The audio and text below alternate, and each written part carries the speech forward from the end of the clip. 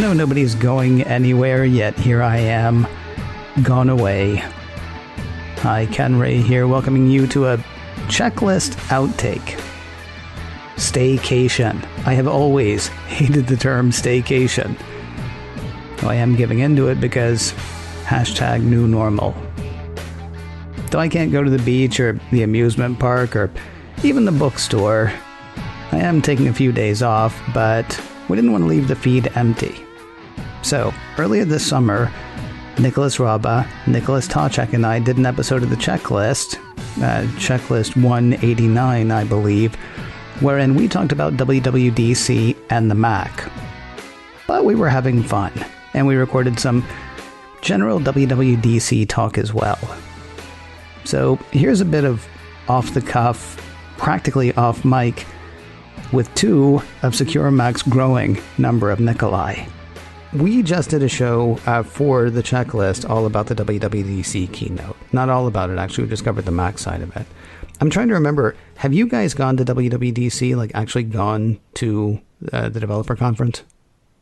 Oh, yes, many times. Before it was cool. Before it was cool, right? Yeah, you remember when it didn't sell out? Like, it not even it didn't sell out in 5 minutes. It just didn't sell out. Yeah. I think that was maybe only 1 year that I went that it didn't sell out, though. Okay. I mean, it took a while to sell out in the years after that, but I remember that first year it sold out in an hour or whatever it was. It was insane. Yeah. But I like it this year. There's no lines at the bathroom. You don't have to fight over the last box lunch. Okay, but did the keynote seem like an infomercial to anyone else at times? All right. Yes, but I mean, it always is, right? No. I mean, more than normal, and I think it was because there was no audience applause. I want to know who directed it, though. If it was like somebody from one of their new Apple TV shows that they have going on, if they brought him in to do the production of it. Who was it? It was Spike Jonze who won the award for them, right? The one with FKA Twigs. You know the one I'm talking about? The one for HomePod, where it turned into a big... Was it Spike Jonze? Do either of you know what I'm talking about? No. Okay, fantastic. That's good. Yeah, I hope it was somebody like Spike Jonze or McGee or, somebody like that. And I certainly hope the whole thing was shot on iPhone. It's always weird to me that they don't say things like that. Did it say it was shot on iPhone? Not that I saw. I did catch all the health warnings scrolling at the end. Everybody wore masks except for the presenter. That was interesting. Yeah, I saw a couple of people on Twitter say, the COVID-19 warnings are the new no animals were harmed in making this. Yeah. Right. Yeah. All right. So you actually brought up, Mr. Raba, you actually brought up an interesting question that I had. I did a Skype call the other day with a whole bunch of friends of mine from the Star Trek convention that I normally go to. I'm not going to the Star Trek convention this year. I mean, it seems very, very, very unlikely unless they come out with a vaccine. Oh, God, sure in the next 5 minutes. No, it's not canceled. That's the problem. It's not canceled. It's on for December now. They've moved it, which means I'm going to have to make the, easy but difficult at the same time choice of not going, even though some of my friends might be there. Point being, I said it was... Yeah. It's already canceled. Well, it's not, but I understand what you're saying. Anyway, it will be. I said that it was a Skype call. It was actually a Zoom call, and it was great because there were 9 or 10 people there. And while it was wonderful to reconnect with those people, you're not connecting in the same way. WWDC is more accessible than it's ever been before. I personally think that the keynote was, as I've said many times on many shows now, I was very overwhelmed by the amount of information, but it felt segmented. It went smoothly. It went great. Luke Dormal, I think it is, over at Cult of Mac says, having seen the virtual WWDC keynote, he thinks every keynote from Apple should be run this way from now on. Curious what your thoughts are. A number of years ago at WWDC, or one of the WWDCs we didn't get into with the lottery or something like that, I had mentioned to Nick that I wish that Apple would do virtual WWDCs where they would, even if they were letting it stream at movie theaters across the country and let developers just go pack into a theater and sit down and watch it there. Anything to be able to allow more developers to have that experience. And that was before they started doing releasing the sessions on video. That was where the only way you could see it is if you went to WWDC. I personally would love this. And my concern was the labs, was how they would handle labs, because that was the thing I found most useful in person at WWDC besides the energy of the crowds was being able to talk to Apple engineers one-on-one with questions I had with my code and questions about their code and how to fix bugs. And that was always the most beneficial aspect of WWDC for me.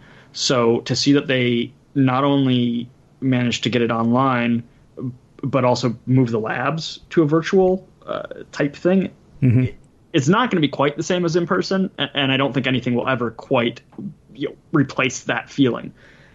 But they're doing a really good job so far. Like, I would love to see this continue. But I miss like the camaraderie, like waiting in line, meeting those new people, figuring out what their apps do.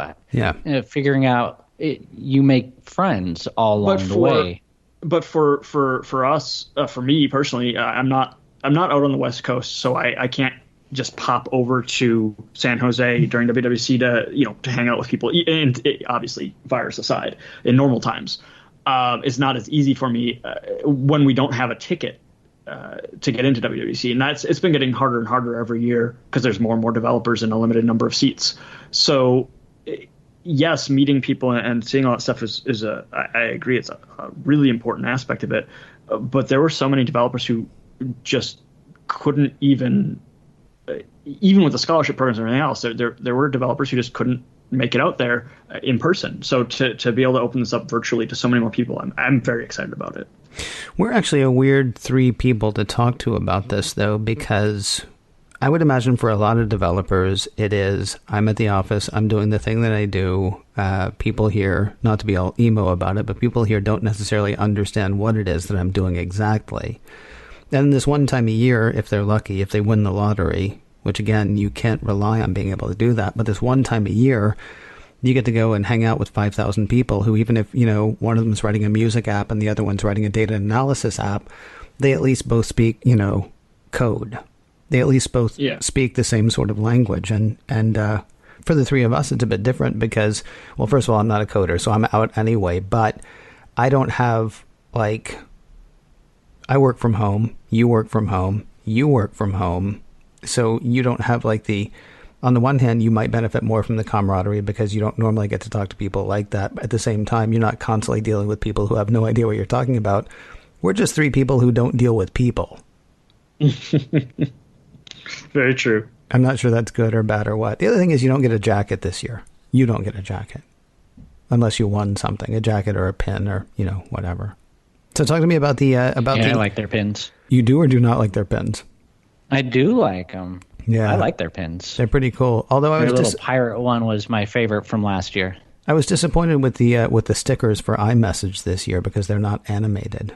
Last year they were like neon signs that flashed or changed or whatever, and then I upgraded the app without even thinking, and now those stickers are gone, which is kind of a bummer because I would think once you get a sticker, you should be able to keep a sticker. They've replaced them, and they're not nearly as cool. I have another question really quickly, and I know it's a developer show. And Craig Federighi is Senior Vice President of Software Engineering for Apple. I know he has always been a big part of the WWDC keynote. Did he feel like more of a character, maybe because of the pre-production? Did it feel more like, I won't go so far as to say it's the Craig Federighi show, but... Oh, absolutely. Okay. More so? You don't even have to finish the sentence. No, more so. He was the star of the show there. Yeah, it was kind of fun, actually, and that goes to, I think, your question about the production. He has great stage presence. He does, and he was also, and the thing is, it's corny, but he knows it's corny. You know what I mean? Mm-hmm. I've seen Tim Cook try to deliver. He's played off of that. Yeah. Tim's not quite as good at doing the corny thing and pulling it off. Craig is very good at the self-deprecation. I think he's a great stage person. No, seriously, he know. Okay, come on. What was it? Was it Hair Force One? He was calling himself a few years back. I can't remember if he called himself Hair Force One. Or somebody called him that. Okay, yeah. But no, they know they can make fun of themselves, and I actually think that type of behavior when you can have such a stage presence like that's hugely important to the success of the presentation. We've seen CEOs and people from other companies try and copy Apple's style over the years. Yeah. And it's always been kind of hilarious because they fail so horribly at it. Yeah, if you can find a CEO who can deliver, they're great. I'm sort of sad that John Ledger is no longer the head of the combined Sprint T-Mobile, because watching him was just fun, and reading his press releases was just fun. And you're talking about the CEO of a telecom company, but man, he was a blast to watch. And Craig Federighi's not there, but he's I hate to say anything bad about Tim Cook, but he's beyond that, I would say.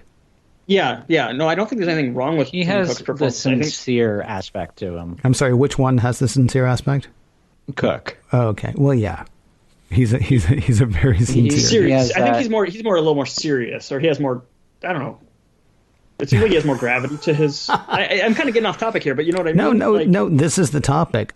Here's the best Tim Cook story to me. The best Tim Cook story to me is back when he was chief operating officer, and they were having some problem in China, and there was a group of about 20 people in a conference room. I've made the number 20 up in my head. I don't know how many it is. But they basically decided there was an issue in China and that there was a person in the meeting who needed to go. And then they moved on to the next thing, and they talked about that.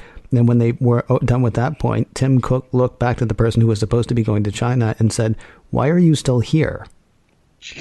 When he said, "You're going to China," he meant now.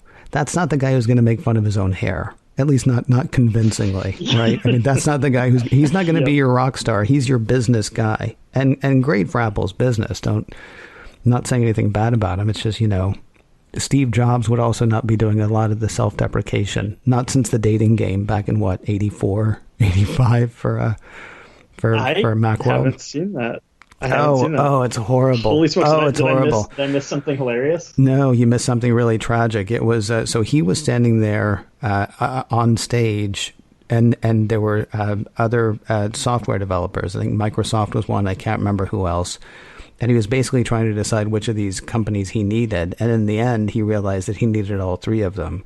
But it's just so corny and terrible. It's so corny and terrible and horribly written. I mean, thank your lucky stars that Tim Cook hasn't tried anything like that.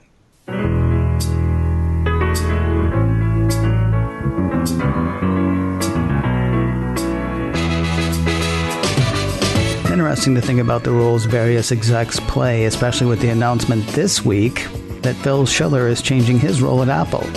No longer Senior VP of Worldwide Marketing, that role now goes to Greg Joswick, though Schiller will still be around. An Apple Fellow. According to the company, he'll still be in charge of App Store stuff and Apple events. Not sure what that means in the hashtag new normal. I will say I find the whole thing very troubling because I'm pretty sure nobody was supposed to announce anything while I was away. Anyway, I do hope you enjoyed this checklist outtake. We are back with regular shows next week. In the meantime, I will remind you, if you're looking for security news and how-tos, a great place to look is securemac.com/checklist. There you'll find notes for all the shows we've done and a way to listen to each show right there. You can practically read along at securemac.com/checklist. If you have a question you would like to ask or a topic you would like to hear us hit, our email address is checklist@securemac.com. The address again is checklist@securemac.com. And if you can't remember that, please do remember this. You're listening to The Checklist, brought to you by Secure Mac. And we'll talk to you next week.